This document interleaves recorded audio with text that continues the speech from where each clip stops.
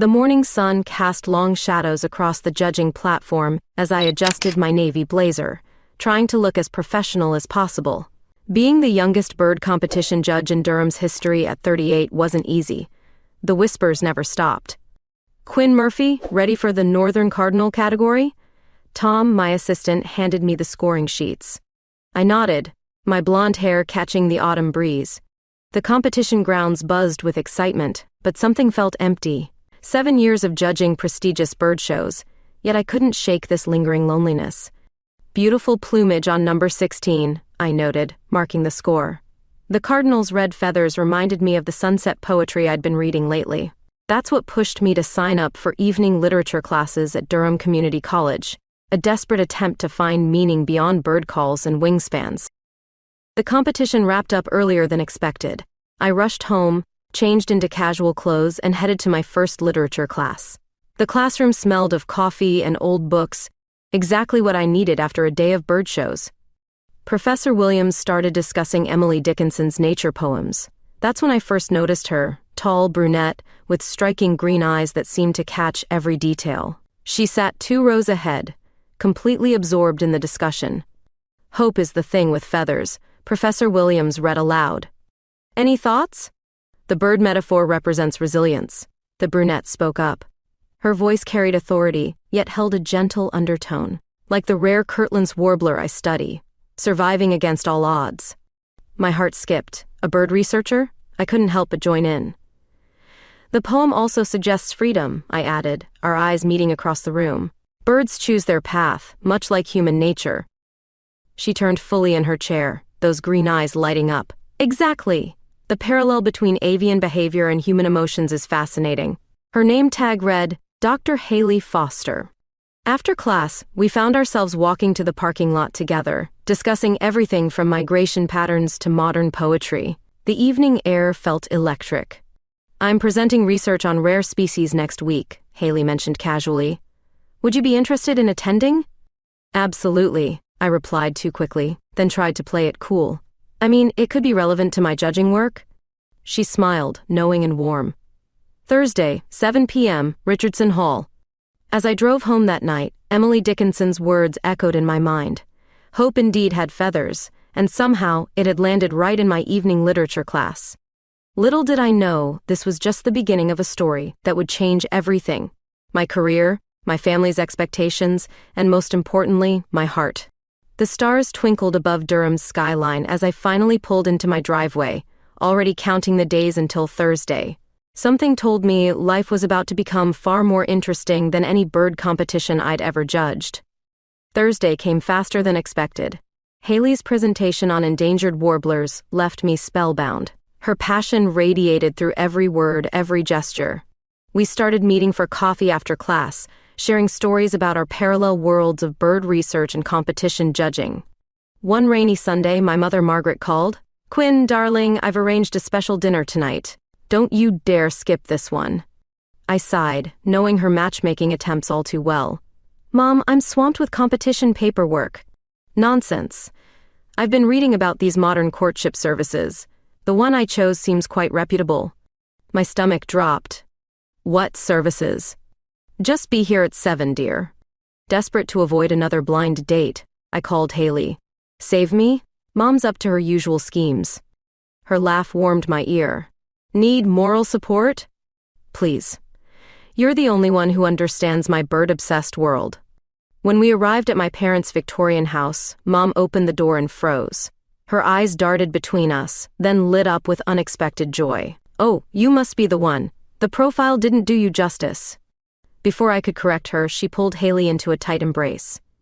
"I'm so happy Quinn finally found someone special through that service." My face burned. "Mom, what service?" She whispered loudly, "The mail-order bride website, dear. Though I must say I thought you'd choose someone more traditional." Haley caught my panicked look and, to my surprise, played along. "Mrs. Murphy, your daughter is quite extraordinary." Mom ushered us into the dining room, already setting an extra place for Haley. "Call me Margaret, dear. Now, tell me about yourself." Over Mom's famous pot roast, Haley wove her actual accomplishments into a story that somehow satisfied my mother's curiosity without revealing the misunderstanding. Her quick wit and charm even won over my usually stoic father. After dinner, we escaped to the garden. The rain had stopped, leaving everything fresh and glistening under the porch lights. "I'm so sorry about this," I whispered, mortified. Haley leaned against the old oak tree, laughing softly. "Your mother is delightful, though I'm curious about this mail-order bride service. She's been desperate to see me settled down." I joined her under the tree. I've never quite fit her traditional expectations. "And what are your expectations, Quinn?" The question hung in the air between us. A moth fluttered nearby, drawn to the porch light. "I'm still figuring that out." We talked until midnight, sharing stories about our careers, our dreams, our fears. Haley told me about her research struggles, the male-dominated academic world she navigated daily. I confessed my loneliness in the competition circuit, always surrounded by people but never truly connecting. As we said goodbye, Mom hugged Haley again. "Come back soon, dear. Quinn needs someone who appreciates her unique passion." In the car, Haley turned to me. "Your mother's not entirely wrong, you know." "About what?" "About needing someone who understands your passion." Her green eyes reflected the streetlights. Sometimes the best things in life come from unexpected misunderstandings. Driving home alone, I couldn't stop smiling. The evening had been a disaster turned miracle. For the first time in years, I felt seen, not as the bird judge, not as the disappointing daughter, but as myself. And somehow, a simple misunderstanding had opened a door I never knew existed. The Durham Spring Bird Competition was my biggest judging event of the year. Everything had to be perfect. I stood at my judging station, clipboard ready, when a commotion erupted near the rare species exhibition. "It's a Kirtland's warbler," a familiar voice cut through the crowd. My heart jumped. Haley. She stood there in her field gear, binoculars around her neck, pointing excitedly at a small bird in the nearby bushes. Our eyes met across the competition grounds, and she waved. "Ms. Murphy, we need your expertise," the competition director called.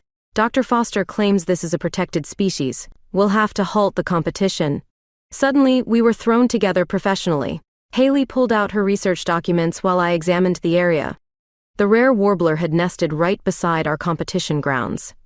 "This location needs immediate protection," Haley insisted, her green eyes blazing with determination. "The species is critically endangered." "The competition has been running for 50 years, the director argued. "We can't just stop."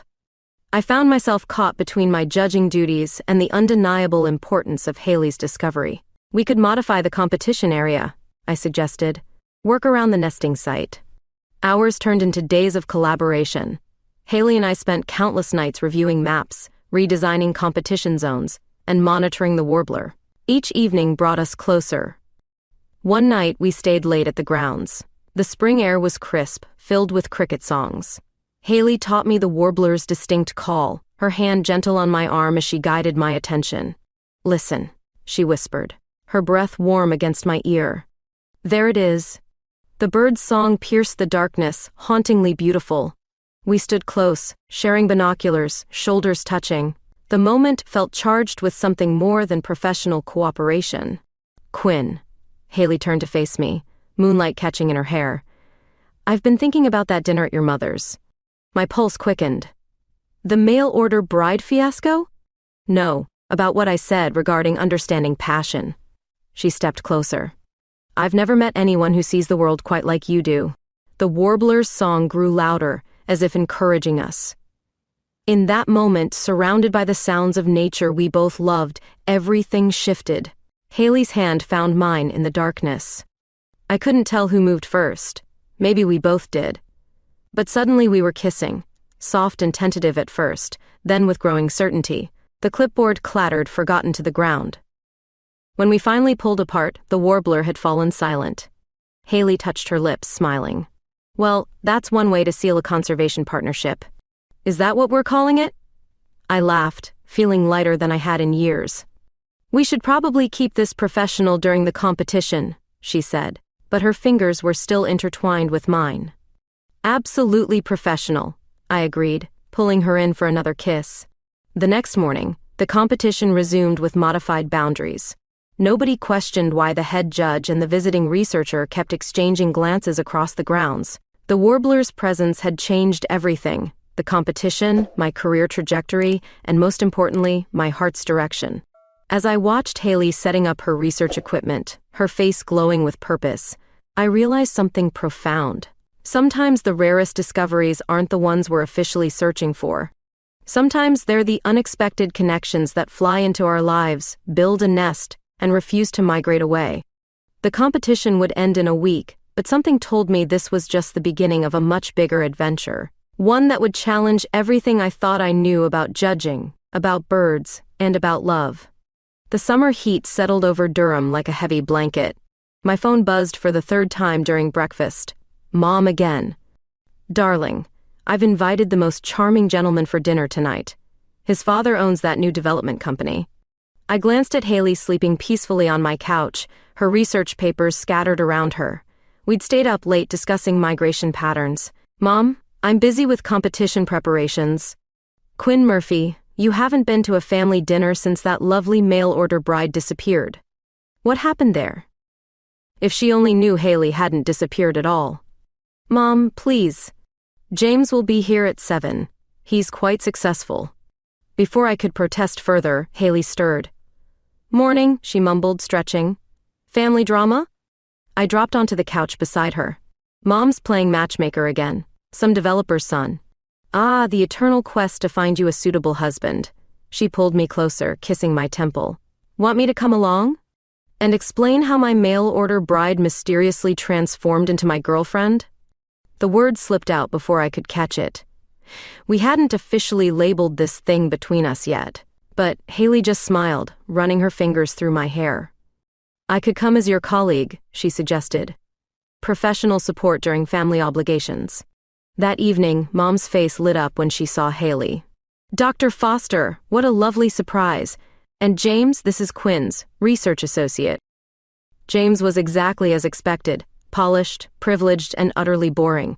He droned on about real estate developments while I pushed food around my plate. Actually, Haley interrupted his monologue about property values.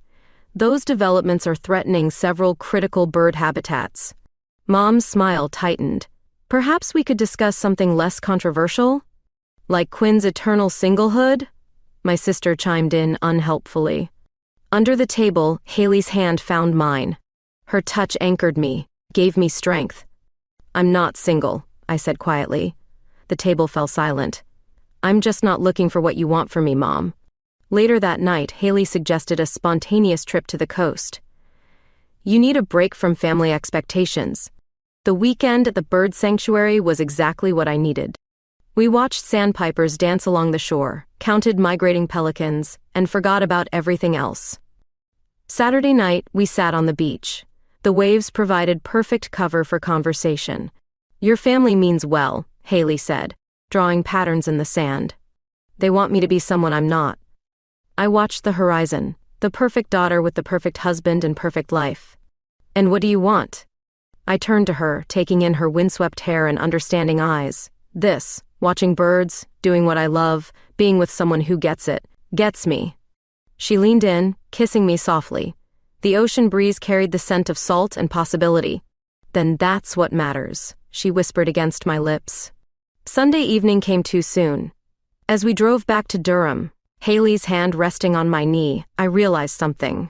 Family pressure hadn't disappeared, but it felt different now, more manageable. Thank you, I said at a red light.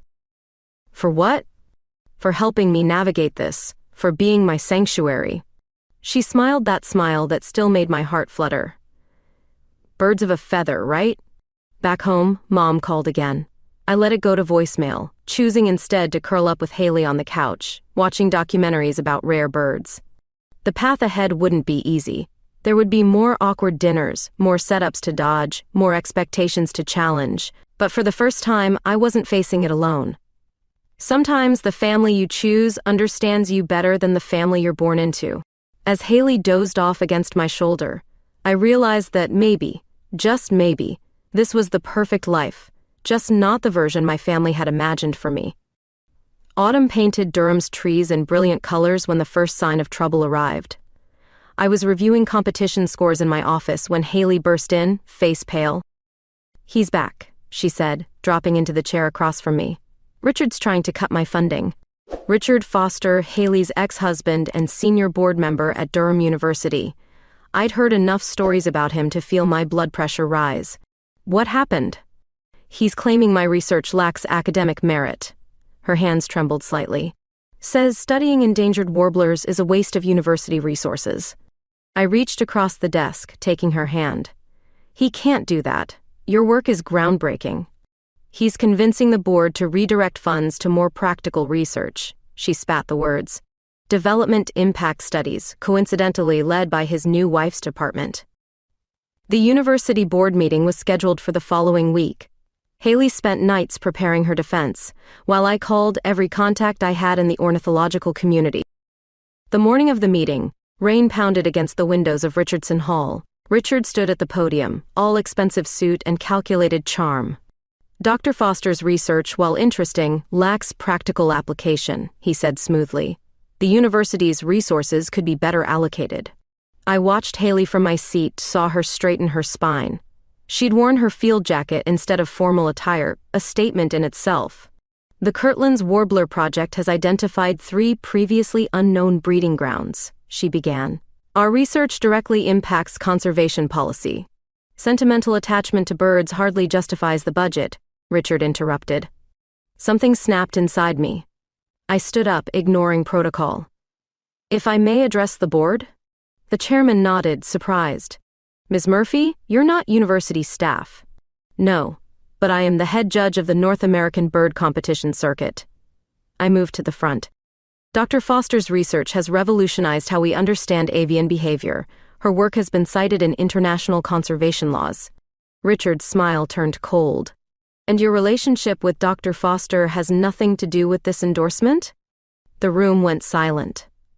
Haley's eyes met mine across the space between us.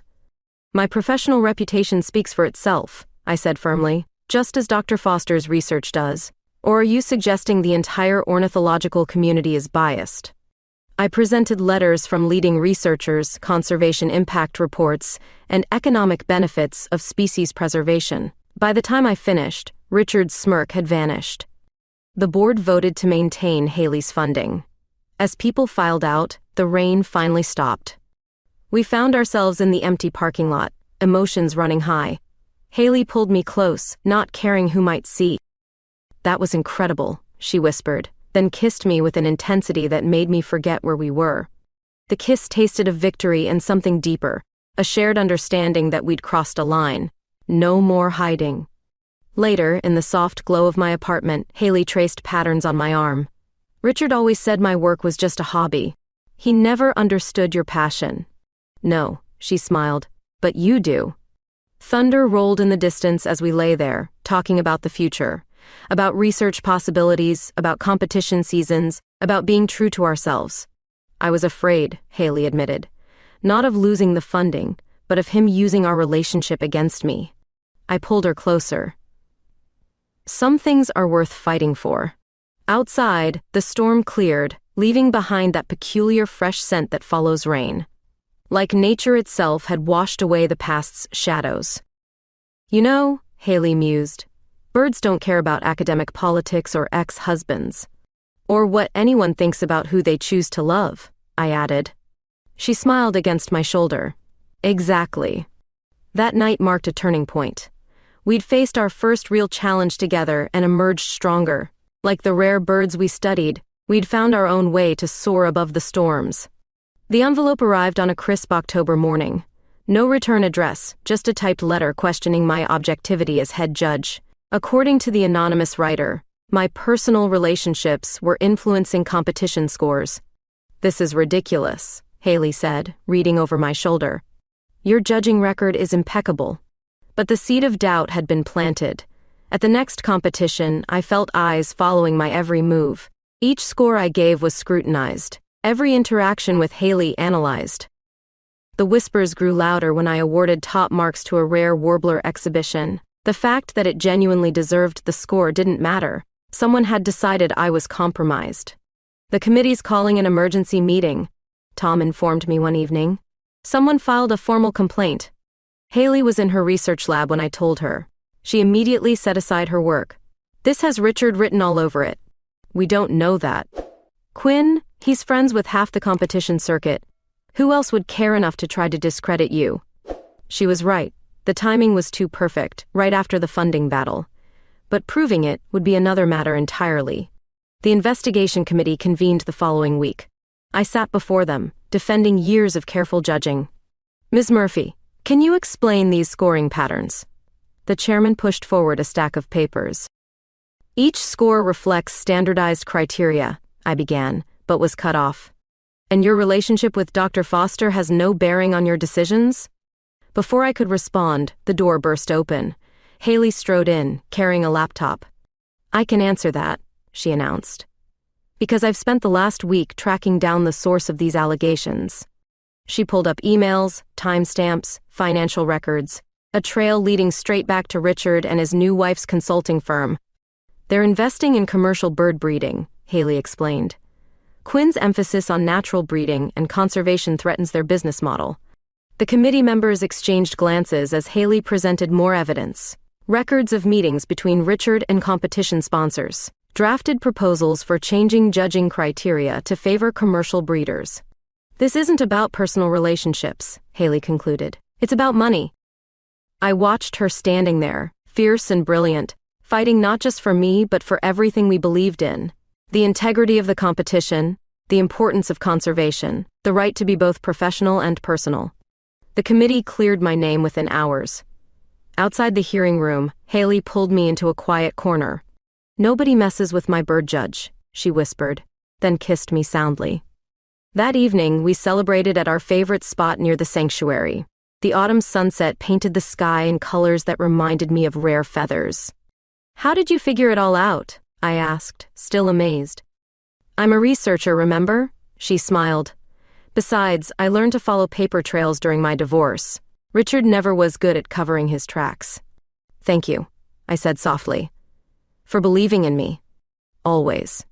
She took my hand. You know, this whole thing made me realize something. What's that? We're stronger together. Like those paired birds you judge, the ones that mate for life. The comparison made me laugh, but she was right. Every challenge seemed to bring us closer, make us more certain. As darkness fell, we watched nighthawks swoop overhead, their calls echoing across the sanctuary. Tomorrow, I would return to judging, head held high. The whispers might continue, but they'd lost their power to hurt. You know what the best revenge is? Haley mused. What? Being damn good at what you do, and being happy while doing it. I squeezed her hand, knowing she was right. We'd faced professional attacks and personal prejudices, and emerged stronger. Like the rare birds we protected, we'd found our way to thrive despite those who would clip our wings. The night air carried the scent of autumn leaves and possibility. Sometimes the greatest victories aren't the ones that make headlines, but the quiet moments when you realize you're exactly where you're meant to be, with exactly who you're meant to be with. The Durham Daily News headline hit like a punch to the gut. Bird competition judge's personal life raises eyebrows. Someone had photographed Haley and me at the sanctuary, caught in a private moment. Don't read the comments, Haley warned, but I already had. Words like bias and unprofessional jumped off the screen. The article questioned every decision I'd made in the past year. They'd even dug up the anonymous complaint, presenting it as evidence of a larger scandal. My phone wouldn't stop ringing. Competition organizers, fellow judges, even my mother. Quinn, darling, Mom's voice wavered. Why didn't you tell me? I had to read about it in the paper. Mom, all this time, I thought that nice Dr. Foster was just your friend. Is this why the mail-order bride disappeared? Despite everything, I laughed. Mom, Haley was the mail-order bride. Silence. Then, oh my. That actually explains quite a lot. The competition board called an emergency meeting. They wanted to discuss my position in light of recent publicity. You can't resign, Haley insisted as I prepared for the meeting. You're the best judge they have.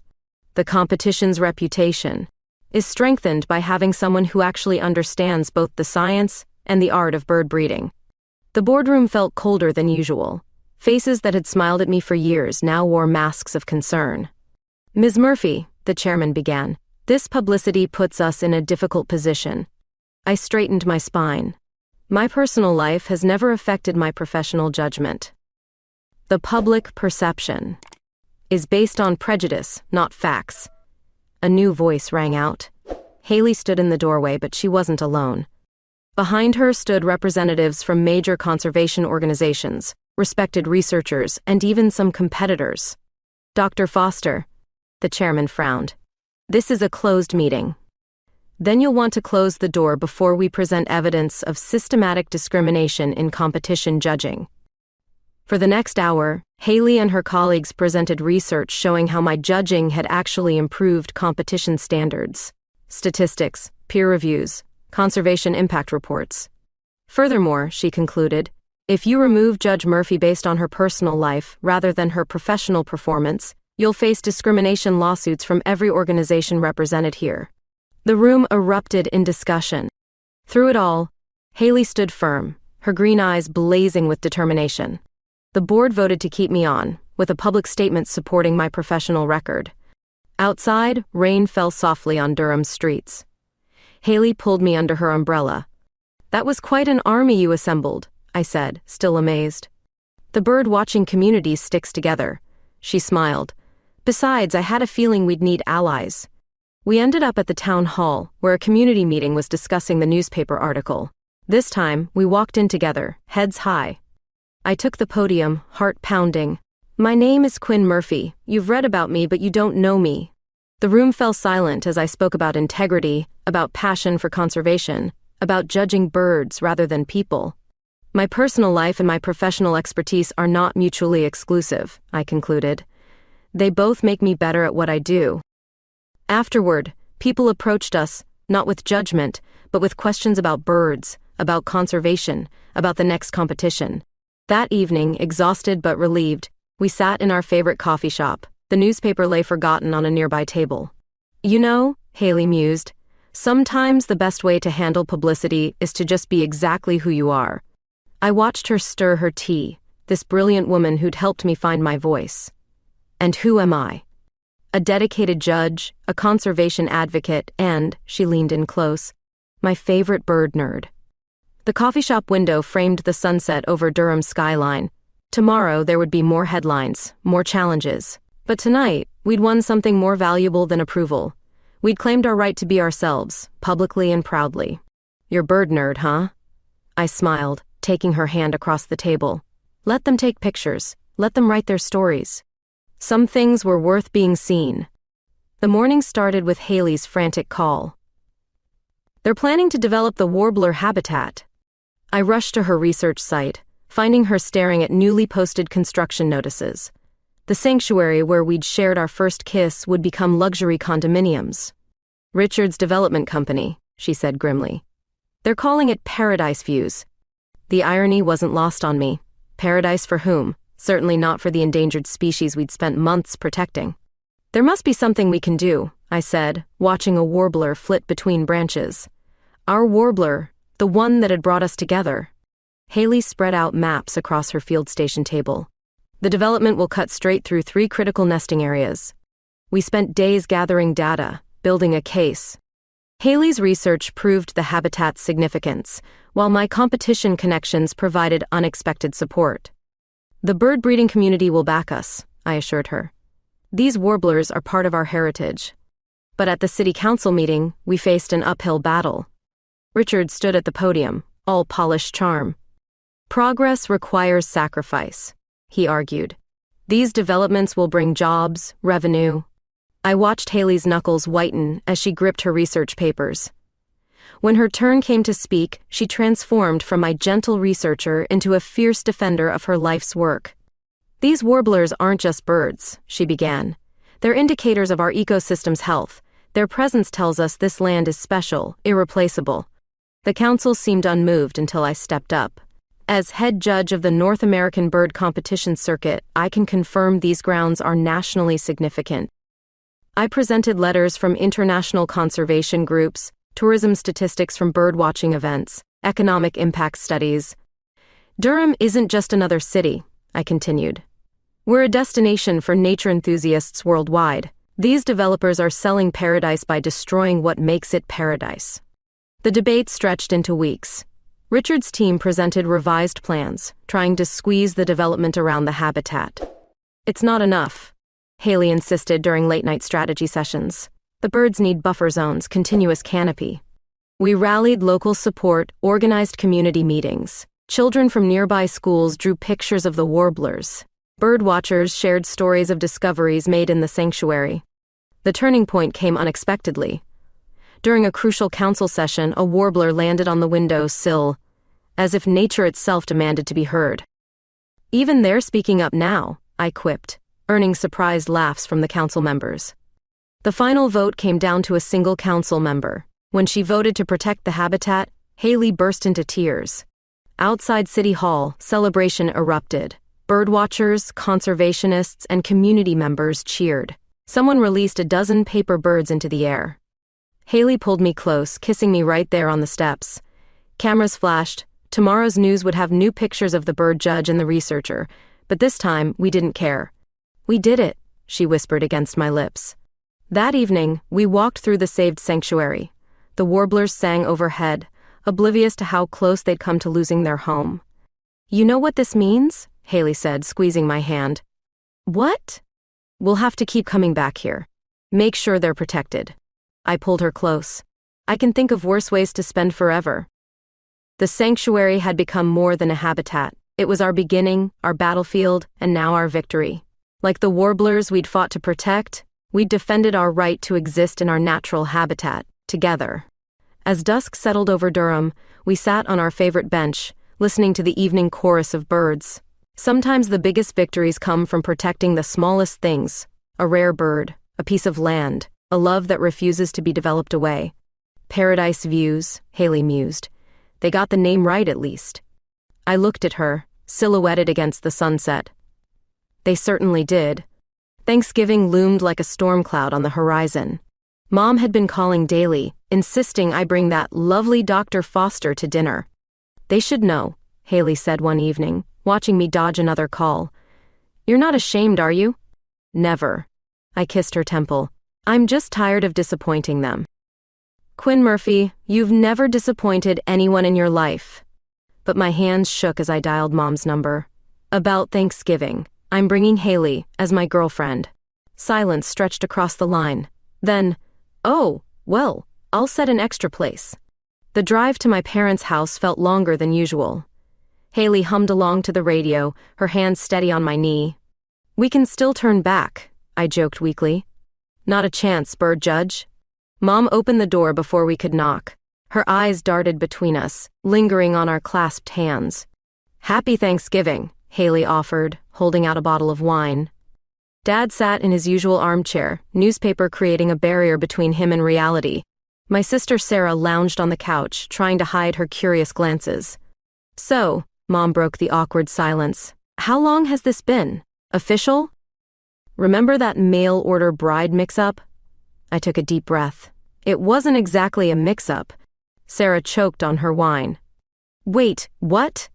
The story spilled out: the literature class, the competition, the sanctuary. With each detail, the tension in the room shifted. That's why you fought so hard for the warbler habitat, Dad said suddenly, lowering his newspaper. Haley nodded. It's where we first kissed. Mom dropped a serving spoon. Margaret Thompson's daughter kissed someone in a bird sanctuary?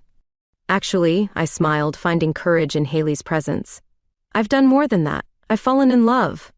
The words hung in the air like autumn leaves, waiting to settle. Dad cleared his throat. Well, at least she understands your bird obsession. James, Mom scolded, but there was a hint of a smile. Dinner was a strange dance of old patterns and new revelations. Mom asked about Haley's research, genuinely interested. Dad shared stories about watching birds in his youth. Remember when Quinn was 5? Sarah chimed in. She tried to build a nest in her room. For injured birds, I defended myself. For a family, Mom said softly. You always wanted to create your own kind of family. The words hit home. Haley squeezed my hand under the table. Later, in the backyard where I'd spent countless hours watching birds, Mom found us. I won't pretend I understand everything, she said. But I understand love when I see it.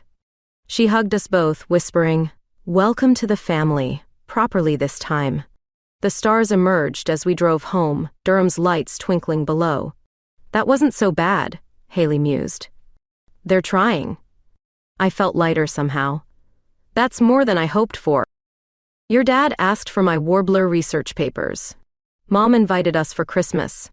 We laughed, the sound carrying away years of tension. Sometimes family surprises you. Sometimes they grow, like birds learning new migration patterns. At home, we curled up on the couch, watching late-night nature documentaries. The narrator discussed pair bonding in birds, how some species mate for life. Your mom called me her daughter-in-law, Haley said suddenly. Too soon? She smiled that smile that still made my heart flutter. Just soon enough. Outside, an owl called into the night. Inside, we'd created our own sanctuary, a place where love didn't need labels or explanations. Happy Thanksgiving, I whispered. Happy beginning, she replied. The truth had landed like a rare bird in my parents' home, and somehow, miraculously, they'd chosen to let it nest there. Spring arrived in Durham with a flurry of unexpected news.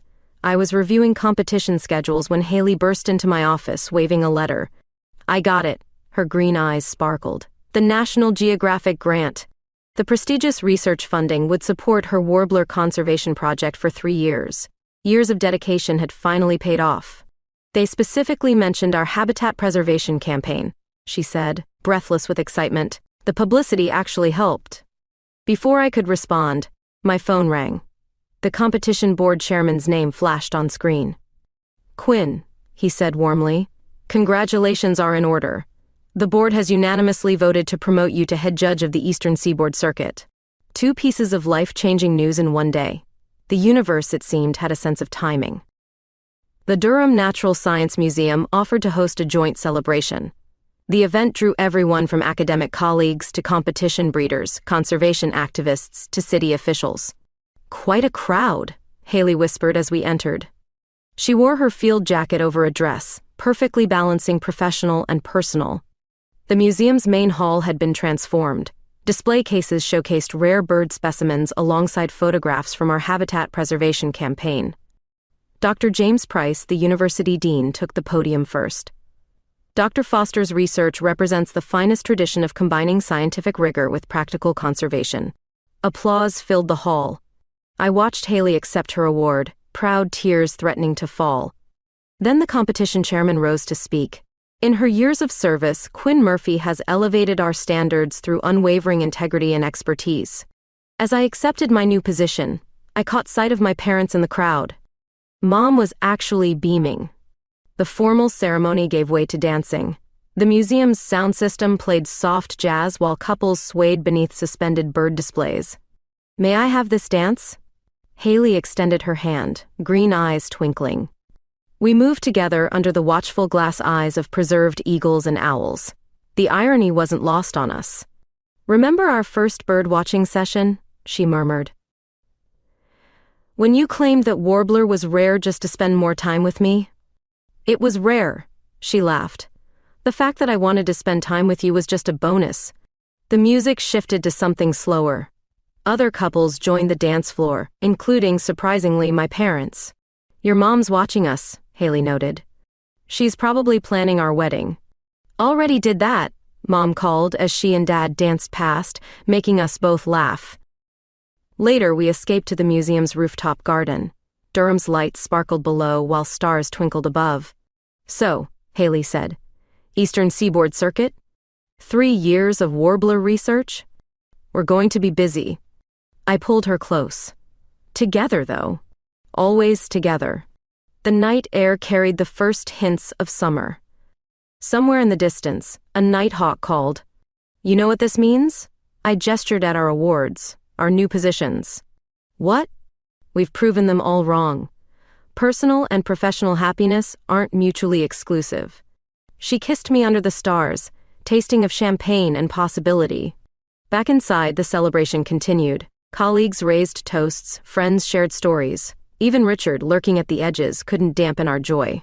To the bird judge and the researcher, someone called out. To love and science, another added. To new beginnings, Haley whispered. Just for me. We danced until midnight, surrounded by preserved specimens of rare birds. Like them, our love had become something worth preserving, worth celebrating.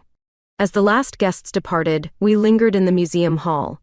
Tomorrow would bring new challenges, competitions to judge, warblers to study, boundaries to push. But tonight, we'd achieved something remarkable. We'd shown that love doesn't diminish professional success, it enhances it. Ready to go home? Haley asked. I looked at her, backlit by display cases full of the creatures that had brought us together. With you? Always. Moving day arrived with the first hints of autumn. Our separate apartments had slowly merged over months. My bird guides mixed with Haley's research papers, her field gear beside my judging materials. Where should this go? I held up a framed photo of our first competition together. By the window, Haley called from the kitchen of our new house, where the light catches it. The house sat on the edge of Durham, backing up to protected woodland, perfect for two women whose lives revolved around birds. Quinn! Haley's voice carried excitement. Come see what I found! In the backyard, a pair of warblers had built a nest in an old oak tree. We watched them flit between branches, carrying bits of fluff and twigs. They're housewarming gifts, I joked, wrapping my arms around her waist. Their approval. She leaned back against me. Even the birds think this is right. Unpacking revealed the story of U.S. ticket stubs from nature documentaries, pressed flowers from the sanctuary, photographs from the museum celebration. Remember this? Haley held up a wrinkled competition scoring sheet, the one from the day we discovered the rare warbler. How could I forget? You changed everything that day. She smiled, tucking the paper into a scrapbook. We changed everything. As sunset approached, we sat on our new porch, planning future expeditions. Haley's research would take us up and down the coast, following migration patterns. I've been thinking, she said, pulling out a folder, about combining our work. Inside were proposals for educational programs, teaching children about bird conservation through competition events. We could reach so many people, she explained. Show them why this matters. Show them how love and purpose can coexist. Exactly. The stars emerged as we dreamed bigger sanctuary expansions, breeding programs, community initiatives. I have something for you, I said, retrieving a small box from inside. Haley opened it to find a delicate silver pendant, a warbler, in flight. Turn it over. Engraved on the back. For my rare bird. Tears sparkled in her green eyes as I fastened it around her neck. I have something for you too, she whispered, disappearing inside. She returned with a vintage bird guide, first edition, the kind collectors dream about. Open it. Inside, she'd written, to many more discoveries together. The night air filled with cricket song and possibility. Tomorrow would bring new challenges, territories to map, competitions to judge, hearts to change. But tonight, in our new home, we'd created our own sanctuary. A place where love nested safely, where dreams took flight. What's next? I asked, watching the stars emerge. Everything, she replied, as long as we're together. A warbler called from the oak tree, our first nighttime visitor. We sat listening, hands entwined, as darkness settled over Durham. Some might say we're just two women who love birds, but we're more than that. We're proof that when you follow your heart's true migration path, you find your way home. I love you, Haley whispered, the pendant catching starlight. I love you too, I replied, holding her close. Above us, birds called into the night, their songs carrying across protected lands we'd helped save. Below, our new home waited, filled with memories past and promises future. This wasn't an ending. It was a beginning of mornings watching sunrise over sanctuary lands, of evenings comparing notes on rare sightings, of a lifetime discovering new ways to soar together. Like the warblers in our oak tree, we'd built something rare and precious, something worth protecting. Something that would last. Welcome home, we whispered together, and the night sang back in perfect harmony.